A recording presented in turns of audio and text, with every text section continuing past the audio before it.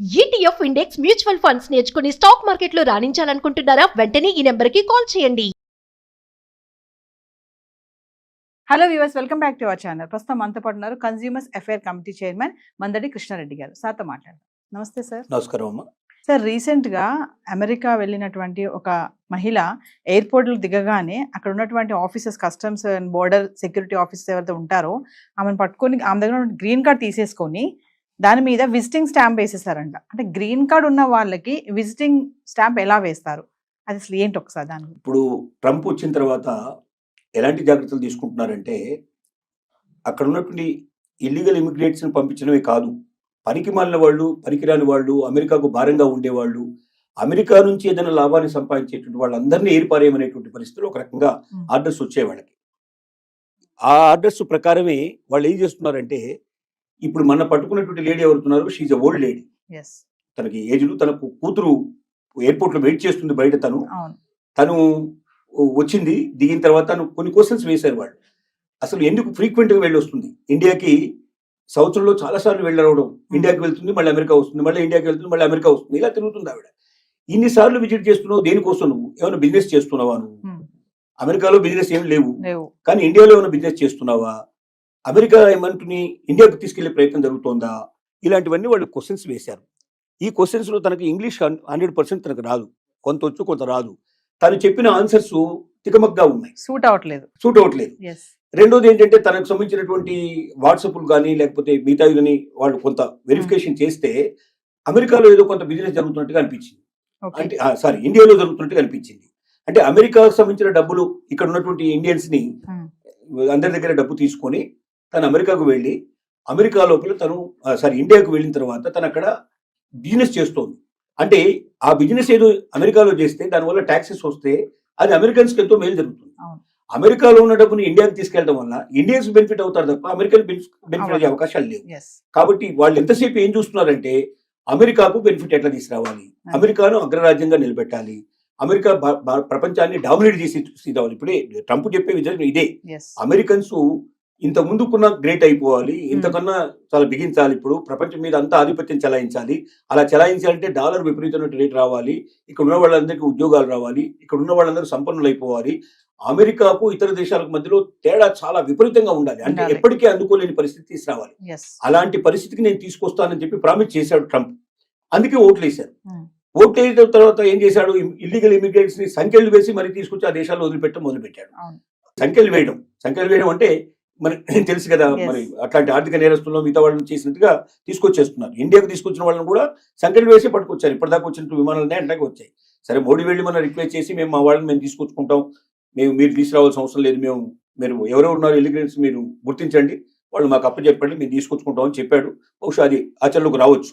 ఈ లేడీ విషయంలో ఏం జరిగిందంటే, ఒకటి తను సరిగ్గా ఆన్సర్స్ చెప్పకపోవడం వల్ల, తికమక అవడం వల్ల, టాలీ కాకపోవడం వల్ల ఒకటైంది. రెండోది వాళ్ళకి అర్థమైంది ఏంటంటే, ఈవిడ ఇండియాలో వ్యాపారాలు చేస్తోంది, అందుకే ఫ్రీక్వెంట్ గా అమెరికాకు వస్తుంది. అమెరికాలో ఉన్న డబ్బుని ఏదో రకంగా ఇండియాకు వెళ్ళేట్టు చేసి, ఇండియాలో దాని ద్వారా వ్యాపారాలు చేసి ఇండియాకు లబ్ధి చేస్తుంది తప్ప అమెరికాకు లాస్ చేస్తుంది. అమెరికాకు దీనివల్ల ఏ రకమైన ఉపయోగం లేదు, పైపెచ్చు నష్టం వస్తున్నట్టుగా వాళ్ళకి అనుమానాలు వచ్చాయి. అనుమానాల వల్ల ఏం చేశారంటే, ఈవిడికి పర్మనెంట్ వీసాని, గ్రీన్ కార్డుని క్యాన్సిల్ చేసేసి నీకు టెంపరరీ వీసా, టూరిస్ట్ వీసా నీకు బండిల్ చేస్తున్నావు అన్నట్టుగా ఆ పాస్పోర్ట్ వాళ్ళు స్టాంపింగ్ చేసి ఇచ్చారు. అంటే ఇంకా భవిష్యత్తులో ఇది చేయడానికి వీళ్ళని పరిస్థితులు కల్పించారు. అంటే దీని అర్థం ఏమిటంటే, ఇది ఈవిడకు ఒక్కదానికే కాదు, ప్రపంచంలో అందరికీ దీని ద్వారా ఒక సందేశం పంపించారు. ఎవడైనా వేస్ట్ ఫెలోస్ ఉంటే అమెరికా లోపల వాళ్ళు కూడా మూటామూలే సర్దుకొని మీరు వెళ్ళిపోండి. రెండోది, ఇక్కడ ఉన్నటువంటి సంపదను తీసుకెళ్లి మీ దేశాల లోపల మీరు వ్యాపారాలు చేసుకోవడానికో లేదా అక్కడ మీరు వేరుకో లబ్ధి చేకూర్చే ప్రయత్నం మీరు చేసేటువంటి వాళ్ళు ఉన్నారో వాళ్ళందరూ జాగ్రత్త పడండి. ఇక నుంచి భవిష్యత్తులో ఇది నడవు, ఇది ఫస్ట్ కేసు కాదు, అంటే ఇది కేసు ఒకటే కేసు కాదు, ఇంకా భవిష్యత్తులో 100 కేసులు 1000 కేసులు జరిగే అవకాశాలు ఉన్నాయి అని అందరికీ హెచ్చరిక పంపించడానికి దీన్ని ఒక ఉదాహరణగా చేశారు. ఇప్పుడు దీనివల్ల మిగతా వాళ్ళందరూ సర్దుకునే పరిస్థితి స్టార్ట్ అయింది, అలర్ట్ గా అవుతారు. అది ఇంకోటి, భాష సరిగ్గా రానటువంటి వాళ్ళు ఖచ్చితంగా ఇంకొకరు భాష వచ్చిన వాళ్ళ వెంటనే ఇద్దరు కలిసి రావాలి తప్ప ఒక్కరే ఒంటరిగా ప్రయాణం చేయడం వల్ల కూడా డేంజర్ అయ్యే పరిస్థితి ఉంది. రేపొద్దున అసలు ఏమీ లేని వాళ్ళు కూడా, ఏదో వాళ్ళ పిల్లల్ని చూడడానికి వెళ్ళిన వాళ్ళు కూడా సరిగ్గా ఆన్సర్ చెప్పకపోతే, గతంలో వీళ్ళకి సాయంగా వాళ్ళే ఇచ్చేవాళ్ళు. ఎవరన్నా భాష తెలిసిన వాళ్ళని, లాంగ్వేజ్ ఎవరైతే చేస్తారో దుబాసీలు అంటారో వాళ్ళని వీళ్ళని పెట్టి వీళ్ళకి సాయం చేసేవాళ్ళు. ఇక నుంచి సాయం చేయరు వీళ్ళు, ఎందుకంటే వీలైనంత వరకు అమెరికాకు వచ్చే వాళ్ళని తగ్గించాలనుకుంటున్నారు, పెంచాలనుకోవటం లేదు. టూరిస్ట్ వీసా కింద వచ్చిపోతే వాళ్ళకి అభ్యంతరం లేదు. వచ్చి ఓ నెల 2 నెలలు మ్యాక్సిమం 6 months టైం ఇస్తారు. 6 monthsలో మీరు అమెరికా అంతా తిరగండి, డబ్బంతా ఖర్చు పెట్టండి, మాకు బాగా వచ్చేది చేయండి, మాకు ట్యాక్సీలు వచ్చేది చేయండి, మా వాళ్ళకి ఇక్కడ అమ్మకాలు జరిగేటట్టు చేయండి, మావి కొనుక్కుపోండి. కానీ మీరు ఉన్నవి మా దగ్గర అమ్మడానికో లేకపోతే మా డబ్బును దోచుకుపోవడానికో మా ట్యాక్సెస్ని తగ్గించడానికో మేము ఇక్కడ సిద్ధంగా లేవు. కాబట్టి ప్రపంచ ప్రజలారా జాగ్రత్త పడండి. అమెరికా ఇక ఇలాంటివన్నీ సహించదు, ఇల్లీగల్ ఇమిగ్రెంట్స్ రానివ్వదు, పనికిరాని వేస్ట్ ఫెలోస్ కూడా వద్దు, పర్మనెంట్ వీసాలు కూడా మేము రద్దు చేస్తాం, గ్రీన్ కార్డులు కూడా రద్దు చేస్తాం. ఇక నుంచి ప్రతి ఒక్కరూ జాగ్రత్త పడండి అని ఒక పెద్ద హెచ్చరికకి ఆవిడ ఒక ఉదాహరణగా తీసుకోవడం జరిగింది. అంటే ఇక్కడ మేము ఎక్కువ సంపాదించలేకపోతున్నాము, అక్కడికి వెళ్ళి బాగా సంపాదించాలి అనుకునే ఆలోచన ఇంకా వద్దు అని అంటారా సార్? ఖచ్చితంగా. నేను ఒకటే మాట చెప్పగలుగుతున్నాను, భారతదేశం ఇవాళ ఒకప్పుడు భారతదేశం కాదు. ఇవాళ అవకాశాలు కోకొల్లలుగా ఉన్నాయి. ఇక్కడ వ్యాపారం చేయదలుచుకున్న ఏ రంగంలోకి వెళ్ళండి, నిజంగా ప్రతిభావంతులైన వాళ్ళు ఆ రంగంలో అందరికన్నా ఎక్కువ సంపాదించే అవకాశాలు ఉన్నాయా లేదనేది మనల్ని మనం ఖచ్చితంగా ఒకసారి మనం ఆలోచించుకుంటే ఏ రంగమైనా తీసుకోండి. మీరు ఏ రంగంలో అయినా మీరు ప్రతి రంగంలో కూడా మీ దగ్గర నిజంగా ప్రతిభ ఉంటే ఒక్క ఆలోచన మొత్తం జీవితాన్ని మార్చేస్తుంది, ప్రపంచాన్ని మార్చేస్తుంది. అలాంటి ఆలోచనలు మీ దగ్గర ఉంటే ఇక్కడ కూడా మీరు రాణించే అవకాశం కావాల్సినంత ఉంది. వ్యాపారం చేసేందుకు మీ దగ్గర ఉన్న ఐడియాని పెట్టుబడి పెట్టగలిగితే దాన్ని పెట్టుబడిని తీసుకోవడానికి సిద్ధపడే వాళ్ళు, దానికి తగినట్టుగా కొన్ని 100 రెట్లు పెట్టుబడి పెట్టి దాన్ని ప్రపంచానికి అంతా అందించడానికి సిద్ధపడే వాళ్ళు ఇక్కడ కావాల్సిన మంది ఉన్నారు. భారతదేశంలో ధనవంతుల కొరత లేదు నిజం చెప్పాలంటే, కానీ ధనం కొద్ది మంది చేతుల్లో ఉంది.